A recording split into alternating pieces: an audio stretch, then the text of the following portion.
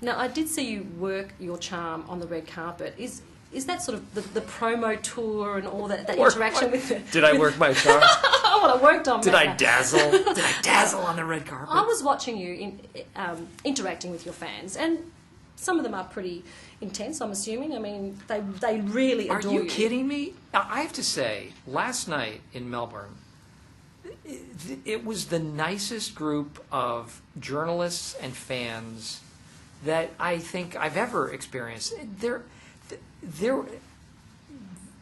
was no intensity at all. It was all really kind and generous and sweet and nice. Okay, so what's the definition of a bad fan then?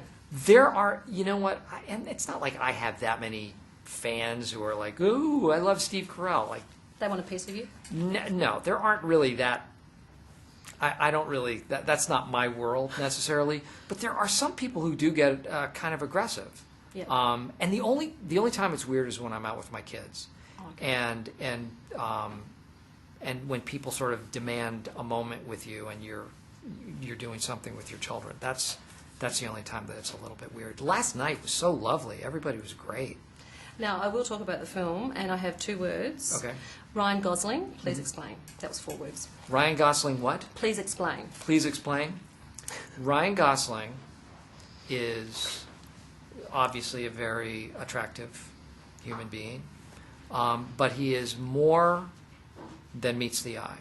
Do not judge a book by its cover, because while he is very sexy, very attractive, he is kind and generous and warm, and I could not speak more highly of another person. Great guy. I didn't expect the movie to be so sad. Well, that's how we're promoting sad. it. We're trying to promote the movie as being very sad. No, but there was some really beautiful, poignant moments. I'm fanning. Come to Crazy Stupid Love, because it will make you sad. No, seriously though. It will leave you with a sense of ennui and melancholy, and that's the sexiest way to sell the movie.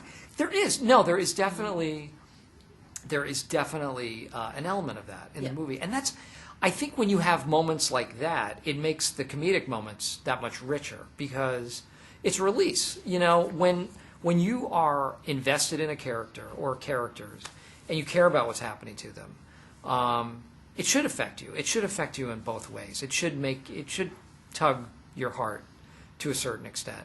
And I think the trick for us was to not be manipulative about it, because I always hate going to movies and being manipulated to cry or to feel a certain way.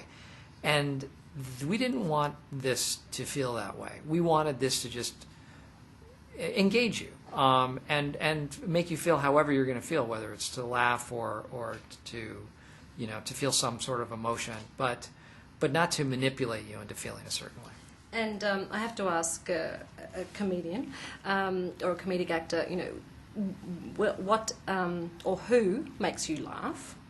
Boy, a lot of people, a lot of different types of people.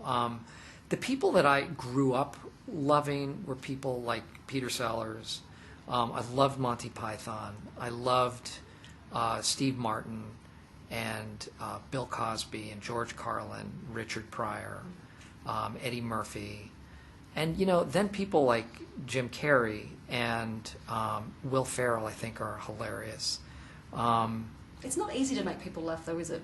It's a tough job. Some people are extremely good at it. Like Will, for example, is somebody who is just effortlessly funny. Always funny. I don't think I'm necessarily that funny. If you invited me to a cocktail party, you'd be sorely disappointed in terms of how humorous I would be there. Do people expect you to always be on, though, to always entertain them? So I try to lower people's expectations of that. And that was when I first started doing talk shows. I thought, you know what? I'm going to just set the bar really low for myself, and I'll just try to be pleasant. I was like, I'm not going to try to be funny. I'll just be pleasant. So if it's funny, that's just an added bonus. Now, I did note that your birthday falls on the anniversary of Elvis's death.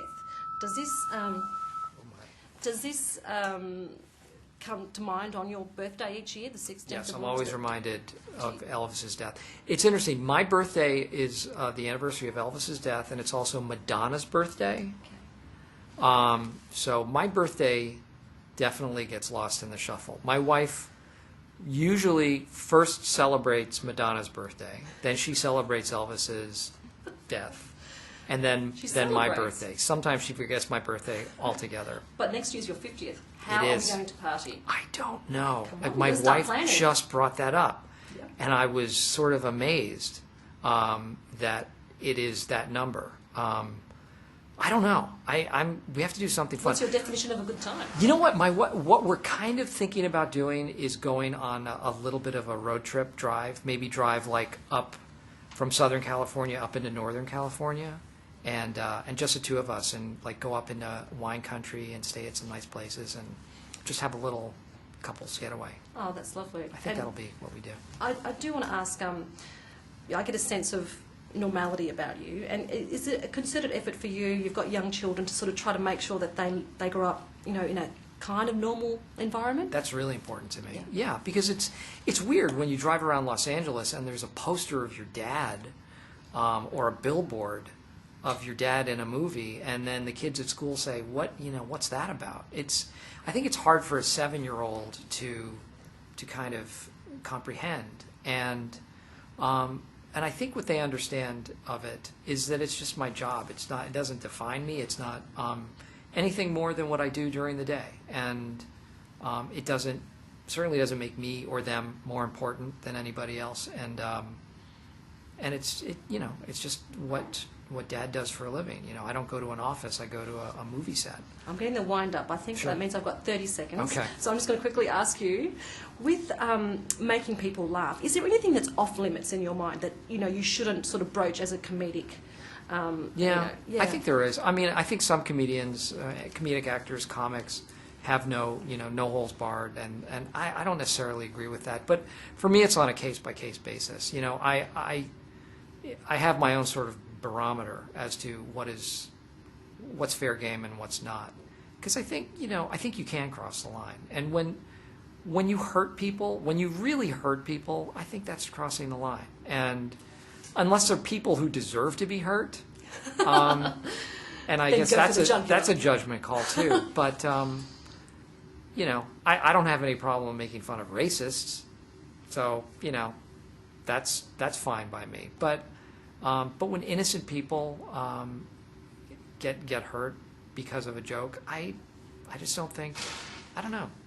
I think the world is such a cynical place to begin with. I don't necessarily want to add to that. Okay. Well, everyone should go see Crazy Stupid Love and have a cry. What do you think? Yes, go and cry. Thank you. Thanks. That was